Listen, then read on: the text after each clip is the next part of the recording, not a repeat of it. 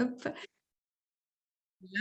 Donc, bonjour à toutes et à tous. C'est la parole à Jérémy qui donc va nous présenter son retour d'expérience sur la gestion des déchets alimentaires qu'ils ont mis en place quand même depuis 1999. Donc, ça fait partie des collectivités pionnières en la matière sur la gestion de l'organique et la filière des biodéchets. C'était en porte-à-porte, si je me trompe, au démarrage, et ils ont continué tout au long, en fait, depuis aujourd'hui, tout au long de la gestion de ces déchets, à se réinventer, se renouveler et optimiser régulièrement leurs services déchets. Donc, ils ont mis en place des points d'apport volontaires aujourd'hui, en plus du porte-à-porte. Ils ont aussi réduit les fréquences de collecte des ordures ménagères résiduelles.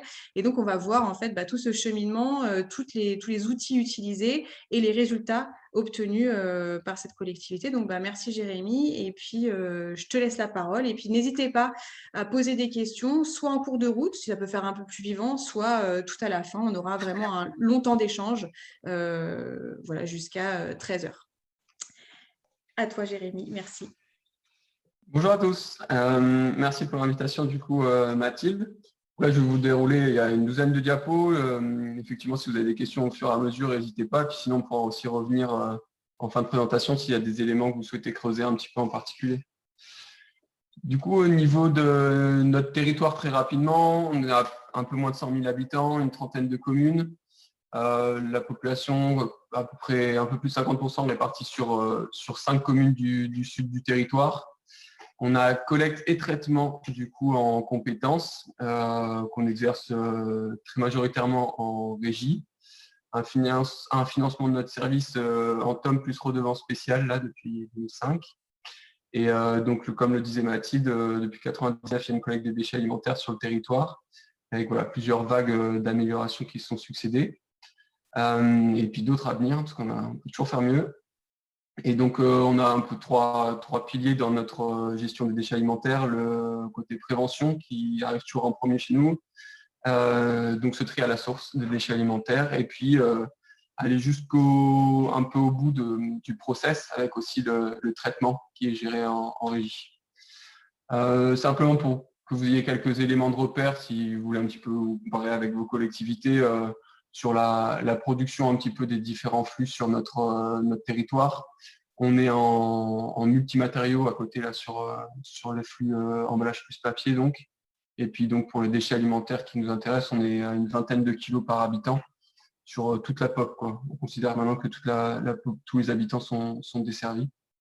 Et donc voilà, ça nous fait en 2021 chuter un petit peu nos déchets résiduels avec 183 kg par habitant quand on prend les refus de déchets alimentaires et les refus de tri. Un focus maintenant sur les biodéchets donc, qui nous intéresse. Là, j'ai bien mis biodéchets, pas déchets alimentaires, donc avec les déchets verts pour tout l'aspect compostage individuel, qui est quand même une pratique qui est bien présente sur notre territoire. Là, vous voyez à peu près 5000 foyers qui le font via notre matériel, mais il y a aussi forcément des foyers qui utilisent soit du compostage en tas dans le jardin, soit un autre composteur qu'ils ont pu fabriquer ou acheter ailleurs. Donc voilà, sur 40 000 foyers, ça nous fait déjà une bonne part qui pratiquent ce compostage. On fait un peu aussi de compostage collectif, qui est pas très présent sur notre territoire, mais voilà, ça fait partie un peu de la palette des services qu'on propose et qu'on met en place. Un peu de lombricomposteur, plus du coup pour des pratiques appartements, on va dire, et qui souhaitent plutôt ce mode de gestion de leurs déchets alimentaires plutôt qu'un bac roulant classique. On a un focus côté déchets verts là pas mal en ce moment sur le broyage et sur de l'aide à l'achat des particuliers, de particuliers qui se regroupent un peu entre eux pour acheter un broyeur. Puis on fait aussi des locations de petits broyeurs avec un R électrique ou des plus gros broyeurs professionnels thermiques en s'appuyant un peu sur les communes en fait pour être des relais dans la mise à disposition de ce matériel auprès des particuliers. Une grosse politique aussi d'animation, de stands de formation, notamment sur des guides composteurs et des référents de sites.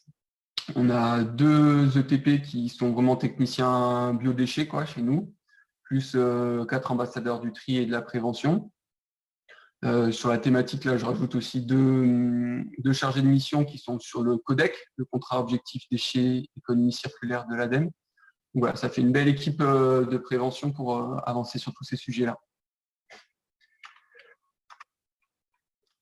Au niveau de la collecte, à proprement parler, du coup, dans notre collecte, on a uniquement les déchets alimentaires qui sont acceptés. Il n'y a pas du tout de déchets verts, hormis la petite plante fanée, la petite plante d'appart, quoi. Sur la version assignée. Ouais, je crois qu'il y a un micro qui doit être resté ouvert chez Eric C, si j'ai bien vu. Donc oui, dans nos bacs et nos PA, uniquement du déchet alimentaire. Et on a un agrément du coup sanitaire sur notre site de compostage pour pouvoir gérer tout ça. Donc vous voyez, on est en bac, on est essentiellement sur du bac 120 litres. Il y a un petit peu de 240, mais de par le poids, on est quand même très majoritairement sur du 120 litres. Et on met quelques bacs à cuve réductrice, un peu ponctuellement en fonction du besoin. Et notamment chez les redevables en redevance spéciale qui ont des cuves réductrices 60 litres s'ils le souhaitent, simplement parce que le volume en place est le volume facturé. Donc, il y en a qui préfèrent avoir 60 que 120 litres. Au niveau des PAV, je reviendrai un peu plus en détail dessus après, mais voilà, on a 3 volumes, 1, 2, 3 mètres cubes.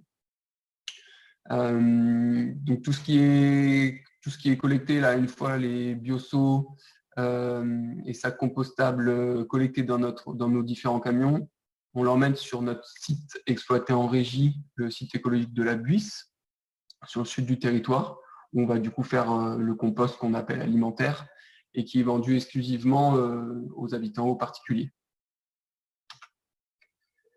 Petit focus du coup sur les PAV, c'est quelque chose qu'on déploie depuis 2018, pas spécifiquement sur les déchets alimentaires, mais sur tous les flux en fait. Et du coup, on met tous les flux, dont les déchets alimentaires forcément à chaque fois. Sur l'aérien, on est plutôt sur des volumes de 1 à 2 mètres cubes en fonction des lieux. Je sens qu'un 2 mètres cubes n'est jamais plein. Et puis sur du semi-enterré et enterré, on est plutôt sur des 3 mètres cubes, avec des cuves en plastique pour essayer de diminuer un petit peu la corrosion. Et puis une grosse attention aussi sur les réducteurs qui sont en place au niveau des trappes, des avaloirs, et la mise à disposition de trappes gros producteurs pour qu'on puisse quand même avoir laissé l'accès à ces producteurs-là.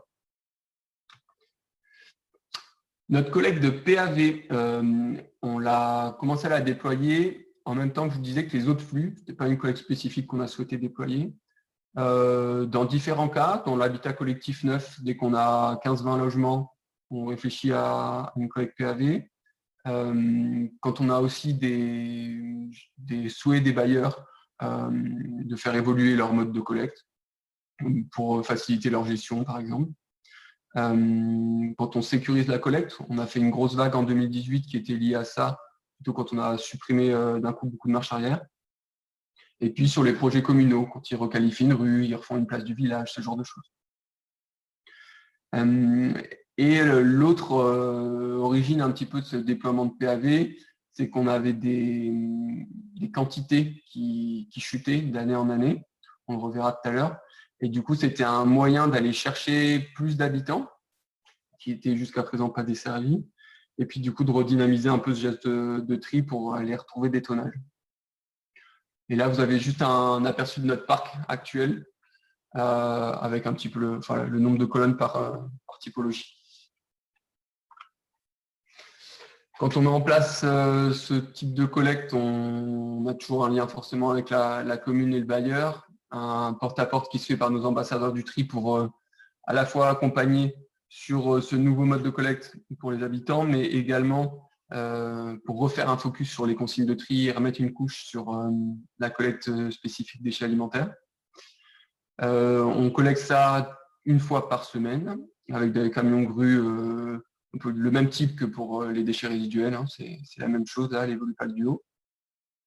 Au niveau des lavages, on fait ça 3 fois par an et on complète avec quelques lavages juste au Karcher si besoin pour essayer de garder des PAV qui soient le plus propres possible, agréables à utiliser par les habitants.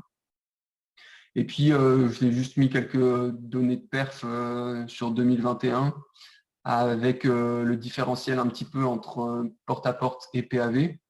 Vous voyez que sur le PAV, on est qu'à 9 kg habitants desservis, alors qu'on est plutôt sur 22 au niveau du porte-à-porte. Mais c'est à nuancer par le fait que bien souvent, les PAV sont sur de l'habitat collectif chez nous, beaucoup chez du bailleur social, où on avait déjà un geste de tri qui était parfois difficile et où là, voilà, on se concentre de prendre des tonnes à ces endroits-là, mais essayer d'en prendre des tonnes propres, avec le minimum de refus, ce qui n'est pas toujours chose simple. Simplement vous dire qu'on a également du traitement, du coup, comme on le disait en introduction, qui est fait en régie, avec du coup la production de compost, environ 400-500 tonnes par an. Voilà, c'est un compost qui est normé NFU 44051, la norme classique pour ce type de produit, avec un suivi qui est assez fin, du coup, sur les températures en cours de process, sur la valeur agronomique aussi, qui est importante en sortie, pour les habitants qui sont aussi bien friands de ces données-là, avec pour nous l'importance qui est donnée aussi à l'accompagnement pour l'usage de ce compost-là. Donc au niveau de la vente, il y a toujours un conseil aussi d'un de nos agents pour qu'ils puissent être utilisés le mieux possible sur leur potager, par exemple.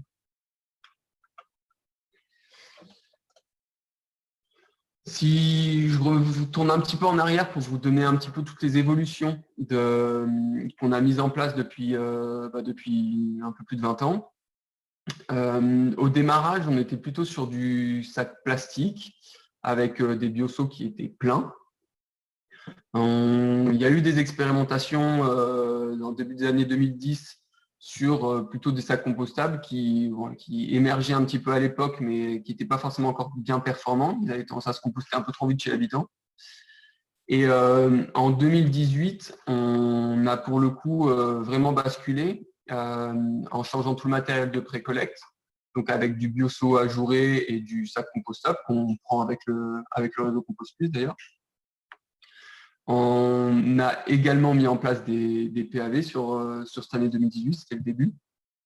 Et vous voyez qu'on a une chute là, d'à peu près 250 tonnes entre 2017 et 2018, qu'on estime à peu près pour 20% par une perte d'eau, parce qu'en fait, entre le sac plastique fermé et un sac compostable qui respire, avec le bioseau ajouré, en fait, on perd de l'eau chez l'habitant. Voilà, donc on estime à peu près à 20% selon les retours d'expérience qu'on a à droite à gauche. Et puis potentiellement, on a aussi des pertes de trieurs, parce que le geste de tri est quand même plus contraignant avec un sac compostable qu'un sac plastique. Donc on a continué à se casser un peu la figure sur 2019 et 2020, avant de retrouver un beau regain en 2021, alors qui est dû à quoi? Alors c'est multifactoriel, mais la principale chose, c'est que fin 2020, en novembre, on a changé beaucoup de choses dans le service à l'usager. On a changé de schéma de collecte, donc on a mélangé emballage et papier, on a fait l'extension des consignes de tri, donc voilà, on est allé vers une simplification du geste de tri de ce côté-là. Et surtout, pour l'impact biodéchets, on a divisé par 2 la fréquence de collecte du flux résiduel, puisqu'on se retrouvait avec des bacs qui étaient fortement allégés par tous ces plastiques en moins. On a mis du coup cette incitation forte là à trier ces déchets alimentaires avec la réduction de fréquence résiduelle. C'était aussi l'occasion du coup de faire une grosse campagne de porte-à-porte avec des ambassadeurs du tri externalisé là pendant une dizaine de mois, qui un des bienfaits du Covid fait qu'ils ont vu beaucoup de gens chez eux. On a vu 82% des foyers en vis-à-vis. Donc, ce qui a permis aussi de rajouter pas mal de bacs pour ceux qui n'étaient pas encore dotés de bacs marrons pour les déchets alimentaires. En plus, on faisait un peu de place chez les gens en leur enlevant le bac papier, puisque les papiers allaient avec les emballages.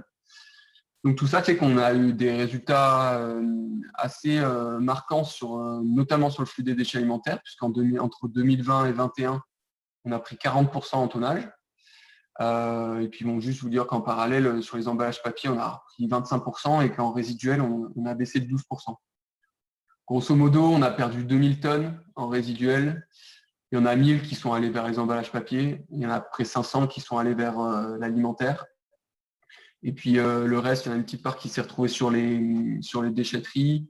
Et sinon, un petit peu de prévention quand même dans tout ça et un peu moins de flux.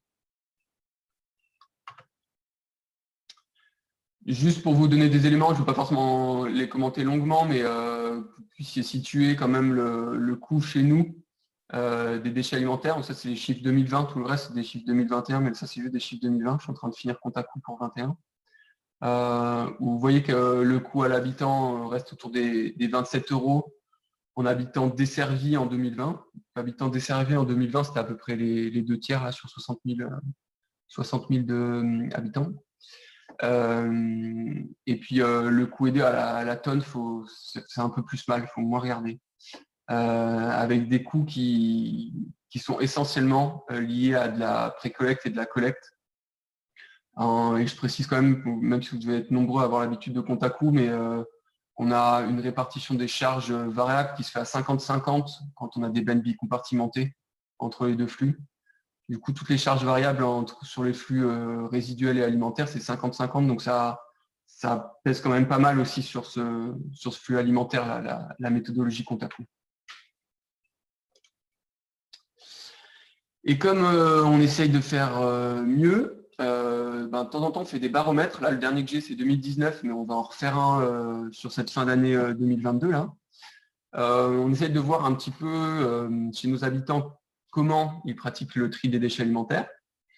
Donc, vous voyez que finalement, en 2019, il y avait 52% qui utilisaient la poubelle marron, un bon tiers qui compostait à la maison, ou en collectif, ou en lombricompostage, même si ça c'est vraiment plus à la marge.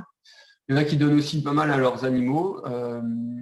Et puis après, il nous reste à peu près un quart de la population qu'on a à aller chercher pour les mettre au tri des déchets alimentaires. Alors, ceux que vous voyez en complément, c'est généralement ceux qui mettent la viande, viande, poisson, dans le bac marron et qui mettent le reste dans leur composteur, par exemple. Donc, sur ce quart là qu'on doit aller chercher, généralement, ce qui fait qu'ils les rebutent, c'est soit qu'ils ne sont pas équipés. Donc, quand ils ne sont pas équipés, c'est des fois, là, depuis, on a pu en récupérer une bonne partie là, avec toute notre porte-à-porte qu'on a fait en 2020. On verra du coup dans le prochain baromètre si ce chiffre-là descend. Par les désagréments causés par cette collecte-là, qui sont assez fréquemment cités. Par le fait qu'ils vivent en appartement, qu'ils peuvent manquer de place pour avoir une poubelle de tri en plus dans la cuisine, ou la complexité un petit peu d'utilisation des sacs compostables. C'est surtout par une mauvaise utilisation souvent qui crée du coup ces désagréments, ces odeurs, ces jus ou ce sentiment de qualité insuffisante. Donc du coup, ce qu'on essaye de mettre en place maintenant, c'est toujours d'avoir des actions en lien avec le codec aussi sur la réduction du gaspillage alimentaire.